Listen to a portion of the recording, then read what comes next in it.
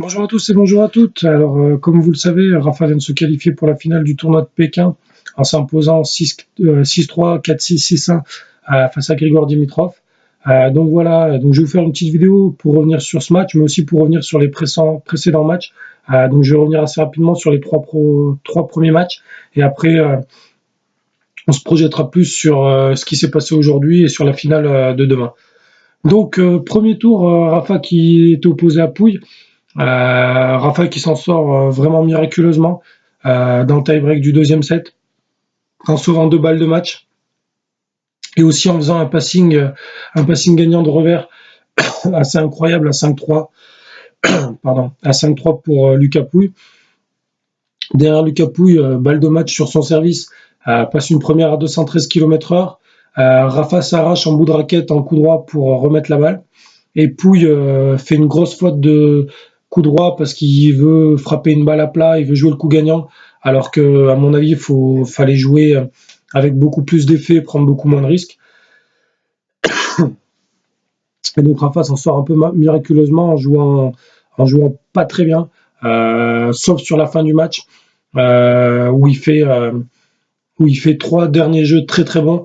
Jeu blanc sur son service, break blanc et un jeu facile pour conclure sur son service pour s'imposer 7-5. Donc voilà, donc un premier match assez compliqué avec un niveau de jeu assez moyen. Moi j'ai surtout trouvé sur ce match-là un Rafa qui manquait d'agressivité du fond du court. C'est-à-dire que je trouvais pas qu'il jouait extrêmement mal, mais je trouvais qu'il tentait vraiment pas grand-chose. Et face à un joueur comme Lucas Pouille qui lui avait décidé de beaucoup tenter et de prendre beaucoup de risques, là ça aurait dû payer pour Lucas. Et normalement Lucas Pouille aurait dû s'imposer. Voilà, Rafa a sauvé 2 balles de match. Il a réussi à s'imposer au bout du troisième set en s'évitant un dernier tie-break en breakant au meilleur des moments, en faisant un très très bon jeu de retour. Donc voilà. Donc premier match assez moyen et derrière il joue Kachanov. Donc moi j'étais un peu inquiet vu le niveau de jeu du premier match. Contre Kachanov, il n'y a vraiment pas eu photo. Il y a vraiment pas eu photo. Rafa fait un super match, il s'impose en 2-7, 6-3, 6-3. Il a dominé le match du début à la fin. Il a eu 6 balles de break contre lui, il les a toutes sauvées. Il a été très très bon du fond du court, il est monté à la volée. Donc bref, un super match. Derrière Isner, un match compliqué avec Isner qui arrêtait pas de faire des aces, qui au bout de 3 jeux de service avait déjà fait 8 aces, 8 ou 9 aces. Il a tourné sur l'ensemble du match à plus de 2 aces de moyenne par jeu. Et malgré tout, là encore une fois, Rafa s'est imposé assez facilement, euh, assez facilement compte tenu de l'adversaire, puisqu'il s'impose en 2-7, 6-4, 7-6, en faisant là aussi un très très bon match et surtout en étant très très bon sur les balles de break.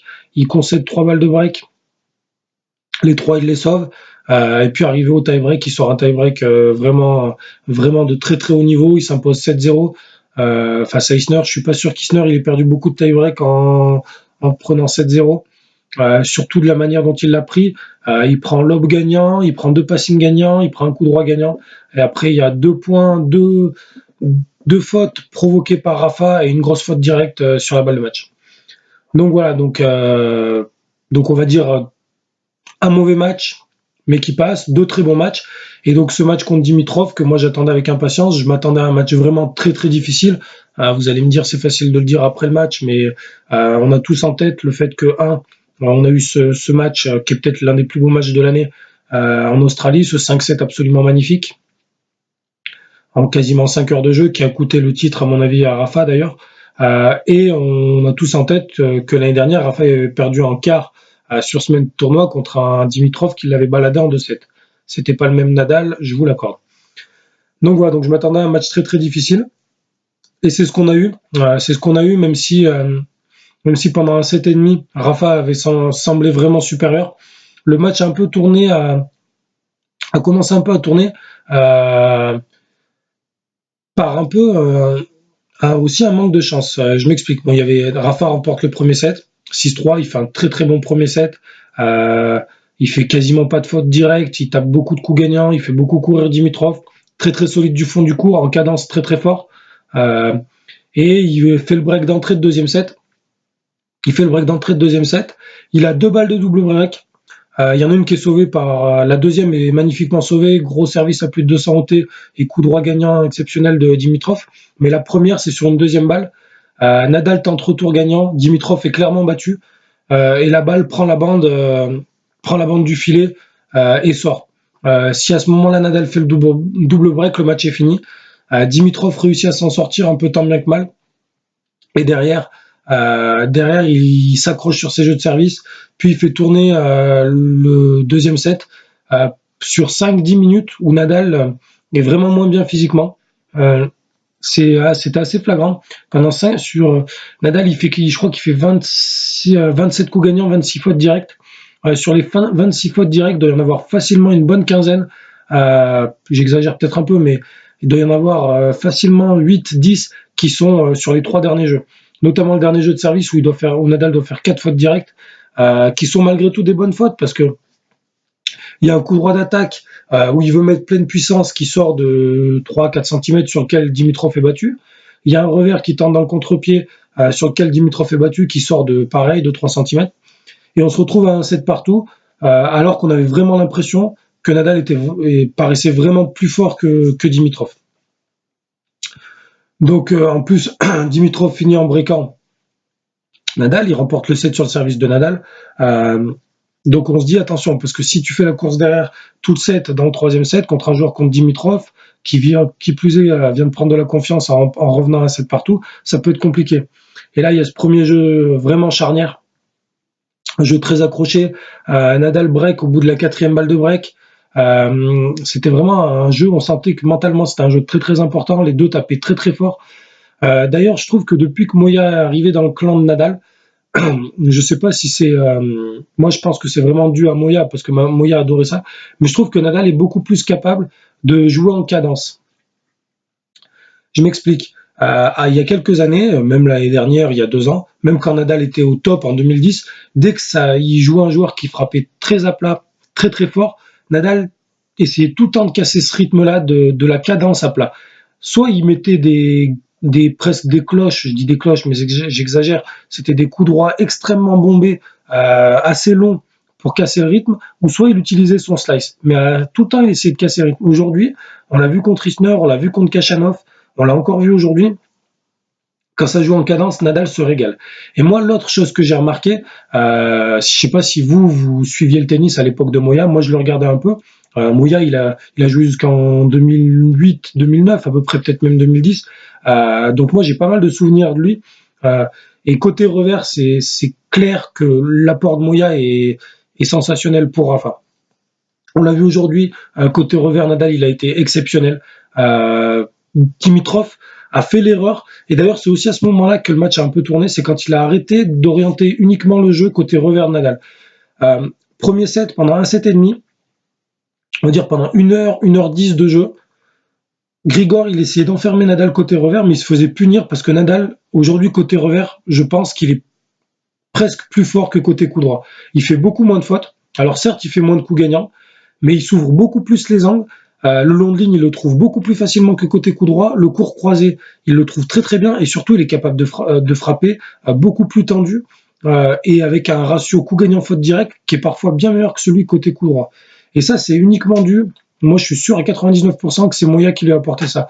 Quand vous regardez la manière dont Rafa frappe ses coups droits d'attaque, c'est exactement la même manière de se jeter sur la balle et de poser les appuis qu'avec Carlos Moya. Moya, c'était un bon serveur, un très bon serveur, il avait un très bon pourcentage, il servait souvent aux alentours de 190-200 km/h. Il faisait pas beaucoup d'ace, mais c'est un joueur qui obtenait souvent une balle courte dès son deuxième coup de raquette. Et il avait cette capacité à côté revers à vraiment venir couper les trajectoires, prendre la balle très tendue et trouver à peu près toutes les zones du court. Le long de ligne, le croisé long, le croisé court, et voilà.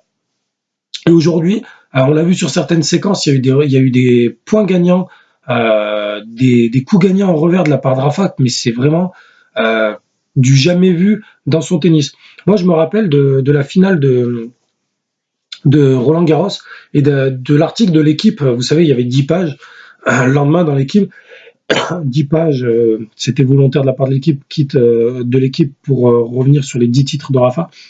Et Laurent, le journaliste, je sais plus son nom, revenait sur le fait que côté revers, Nadal avait été extraordinaire sur cette finale contre Stan Wawrinka. Et ça avait été le cas aussi contre Del Potro en demi-finale à l'US Open, et là c'est encore le cas. Je pense que côté revers, Nadal a vraiment franchi un cap, dans le sens où il accepte enfin de tenter des choses de ce côté-là. Donc voilà, donc on a eu après un troisième set où Rafa a vraiment dominé, 600 au final. Le score est sévère, Nadal mène 4-0 assez rapidement, mais Dimitrov, pardon, Dimitrov obtient 3 balles de débreak, de premier débreak pour revenir à 4-2 et peut-être 4-3, s'il avait confirmé sur son service. Il se retrouve à 0-40, et à 0-40, il prend un slice de revers gagnant sur une montée au filet absolument extraordinaire. Derrière, il prend amorti gagnante, revers gagnant, coup droit gagnant, volée gagnante. Bref, à 0-40, Nadal a sorti le grand jeu. Encore une fois, il a dû sauver 85% des balles de break qu'il a concédé, Rafa, puisqu'il a dû concéder, ouais, ça doit être ça, il a dû concéder 9 balles de break, il en a perdu qu'une, il se fait breaker qu'une seule fois. Donc voilà, donc vraiment très très bon match de Rafa. C'est vraiment une très très bonne nouvelle pour Rafa, déjà parce que comptablement, il est allé en quart, là il se retrouve en finale. Une finale, c'est 300 points, donc il prend déjà 210 points de plus que l'année dernière. Donc ça lui permet d'augmenter un petit peu son avance sur Roger. Il se retrouve en finale, donc qui dit finale dit possibilité d'aller chercher un titre. Lui qui avait plus gagné de titres sur dur depuis plus de 3 ans, pour enchaîner 2 titres sur dur consécutifs, chose qui lui arrive quand même assez rarement. La seule série que j'ai en tête, c'est 2013, où il gagne Montréal-Cincinnati, l'US Open. Voilà, c'est un triplé assez exceptionnel, assez extraordinaire à cette époque-là, où il jouait à un niveau, où il était à un niveau exceptionnel. Cette année, il n'a pas été bon ni à Cincinnati ni à Montréal. À l'US Open, il a profité d'un tableau assez facile sur le début, et il a profité de sa deuxième semaine où il a vraiment élevé son niveau de jeu. Donc voilà. Et surtout, si jamais il vient à gagner, déjà ça fait un titre de plus, ça augmente l'avance par rapport à Roger, et ça le met bien en pleine confiance pour la fin de saison. Donc la finale, ça sera soit Kyrgios, soit Zverev. Quel que soit le vainqueur, ça sera un match très très difficile pour Rafa. Rafa aura l'avantage d'avoir beaucoup plus de temps de récup, puisque le match entre les deux hommes va commencer à 21h heure locale. Nadal, ça s'est fini à quelque chose comme 18h heure locale.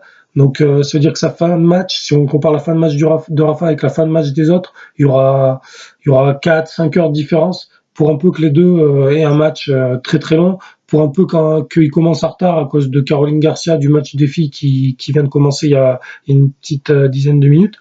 Ça peut être compliqué. Moi je suis toujours, et je le dis à chaque fois, même quand ça avantage Nadal, ça on peut pas me le reprocher, je suis toujours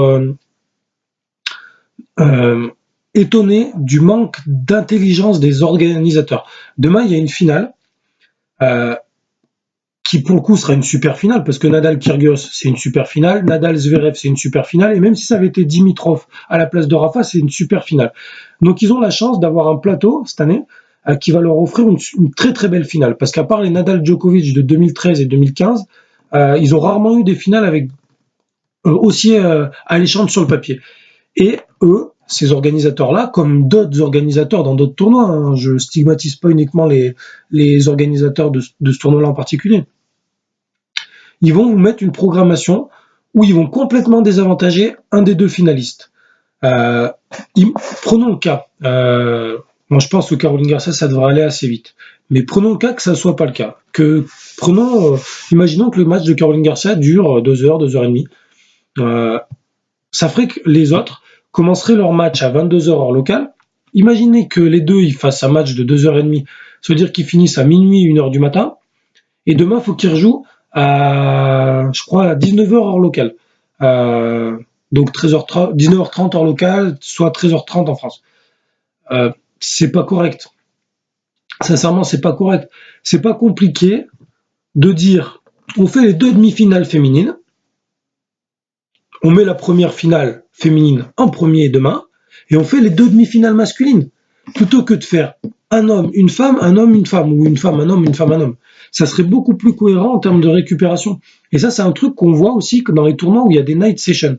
Euh, c'est des fois ce qu'on voit sur des grands chelems. Alors sur les grands chelems, ça n'a pas d'impact. Parce que les gars, ils ont 24 heures, ils ont quasiment 48 heures entre les deux matchs. Ils ont un jour off et après ils rejouent. Mais là, c'est vraiment dommage. Euh, Par chance, les deux demi-finalistes de l'autre côté, j'ai regardé un peu, n'ont pas passé beaucoup de temps sur le court. Donc les deux, à part s'ils jouent 3h30 aujourd'hui, devraient arriver avec un minimum de fraîcheur euh, pour la finale. Mais c'est quand même prendre le risque de se tirer une balle dans le pied parce que après, ok, les places elles sont vendues, machin et tout, mais il y a quand même mieux à faire en termes d'organisation. Donc voilà, donc la finale de demain, moi je préférais que ça soit Zverev parce que je déteste Kyrgios déjà, voilà, comme ça c'est clair, net et précis. Pour moi, ce mec est une insulte au tennis et à l'esprit du sport. Première chose. Deuxième chose, c'est que j'aime beaucoup Zverev. Et je pense que un match Nadal-Zverev sera beaucoup plus intéressant en termes de tennis qu'un match Kyrgios-Nadal. Kyrgios-Nadal, on sait ce que ça va donner. L'autre, il va faire que des aces. Il va tenter tout et n'importe quoi du fond du cours. Franchement, ça va donner un Nadal-Isner, ça va être chiant, quoi. Alors que si on a Zverev, on a un très gros serveur aussi, mais on a un joueur qui est quand même beaucoup plus intelligent tactiquement et beaucoup plus intelligent dans son attitude de manière générale. Et en plus, ça confirmerait que dans cette next generation qu'on nous annonce fabuleuse, pour l'instant, il n'y en a que deux qui sont au rendez-vous, c'est Alexander Zverev et Dominic Thiem. Donc moi, j'aimerais bien une finale contre Zverev. Quoi qu'il arrive, quel que soit le joueur, ça serait une finale très très difficile. Quoi qu'il arrive, sur le papier, Nadal sera favori. Maintenant, vu le niveau qu'a montré Rafa, je pense qu'il a vraiment un coup à jouer, aller chercher un titre. C'est sa 9e finale de la saison, il pourrait aller chercher un 6e titre. Ça ferait 2 sur dur. Juste avant de commencer les gros Masters 1000 et avant le Masters, ça peut être très intéressant pour la confiance. J'imagine que vous avez tous vu le tirage au sort du tournoi de Shanghai, Masters 1000 de Shanghai. Je vais être honnête avec vous, j'attends absolument rien de ce tournoi, pour plusieurs raisons. La première, c'est que il est très difficile d'enchaîner 2 tournois consécutifs, de jouer 15 jours de suite. Euh, Vous allez me dire, oui, mais c'est bizarre ce que tu dis, parce qu'en Grand Chelem, c'est ce qu'ils font. Oui, c'est ce qu'ils font, mais ils ont un jour de repos entre chaque match. Et au final, ils jouent que 7 matchs s'ils vont au bout du tournoi. Alors que si vous allez au bout des 2 tournois, vous jouez 10 matchs et vous avez 2 surfaces différentes, souvent 2 types de balles différentes, des conditions de jeu qui sont totalement différentes. Vous passez de l'outdoor à l'indoor. Bref, c'est une transition qui est assez compliquée. Assez compliquée. Et l'autre chose qui fait que j'attends rien de ça, c'est que Rafa a un tableau évidemment compliqué. À part un premier tour, je crois qu'il a Dimitrov en quart, tableau compliqué. Et surtout, c'est la surface la plus rapide. Si vous tapez sur Internet, tapez sur Google, vous tapez comparaison des vitesses des tournois de tennis. Vous allez tomber sur une photo qui va vous donner le ratio des tournois les plus rapides des 9 Masters 1000. Des 9 Masters 1000, Shanghai est le plus rapide et de très très loin. Et de très très loin. C'est beaucoup. Il me semble, j'ai pas la stat pour Pékin, mais normalement c'est plus rapide qu'à Pékin. Pour Rafa, ça va être difficile d'enchaîner, tableau difficile, tournoi qui historiquement lui a pas réussi, donc mentalement évidemment ça joue. Donc voilà, donc c'est pour ça que je pense que Nadal a vraiment intérêt à gagner demain pour prendre une marge, parce que je pense que Roger, surtout vu le tableau que j'ai vu, il a Goffin de son côté, Goffin qui vient de gagner, qui est en finale, qui vient de gagner Shenzhen, qui est en finale, je sais pas où, qui va être rincé. Il a un tableau très facile, donc à mon avis, Roger va aller s'imposer là-bas. Donc s'il veut ne pas perdre trop de points par rapport à Roger, faut vraiment qu'il gagne demain et espérer faire au moins un quart, voire une demi à Shanghai. Et après, sur les autres tournois, là où Rafa a un gros coup à jouer, c'est Paris et Londres, les deux. Parce que Paris et Londres, la vitesse, c'est sur des tournois sur dur, c'est les deux plus lents. Donc si Rafa est bien physiquement et qu'il joue bien, il peut avoir un coup à jouer.